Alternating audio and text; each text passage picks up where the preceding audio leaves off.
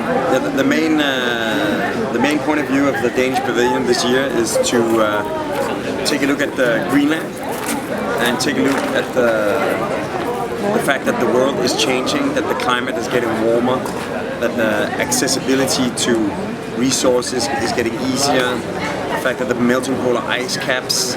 is opening a northwest passage over the United States and Canada between Asia and Europe, is completely reconfiguring the logistics and the flow of goods in the world, and is suddenly placing Greenland, that used to be on the extreme periphery, the Arctic's right next to the polar ice cap, and now is suddenly in the middle of this like global superhighway of goods, and can actually, it's of course presented with a lot of new challenges, but they can also be harvested as incredible potentials to gain a new and much more central role in the world. And what we're trying to do, what's the general theme of the pavilion, is to look at different challenges, and at BIG, together with Greenlandic office Nuuk, we looked at how to sort of resolve the issues of connectivity with Greenland. Because apart from having a renewed role in the global perspective, Greenland is locally suffering from having like a hopeless infrastructure. The fact that in terms of connectivity, it has a very small population, 55,000 people, placed in a huge territory, the 13th largest country in the world, and is purely dependent on air traffic. Because of the economy of Air Greenland, where Greenland is currently like an end destination, the only international flight goes to Copenhagen.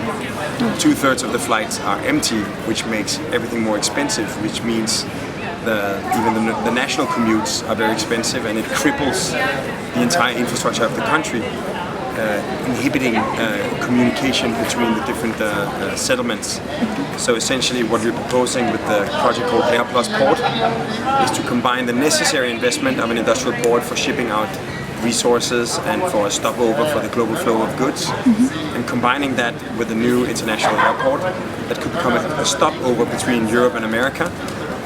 fill up the planes for people that are actually flying through, but also allowing for a transit stopover. Learning from Iceland, it's actually in Iceland with the Air Iceland.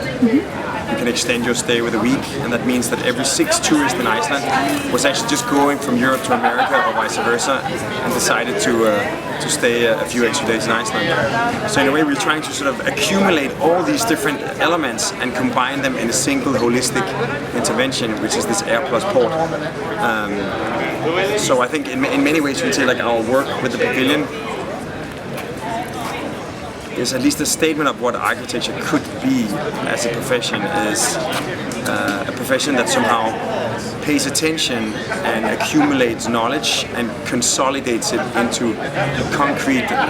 practical interventions. So rather than having piles of abstract reports, we can actually consolidate things into simple ideas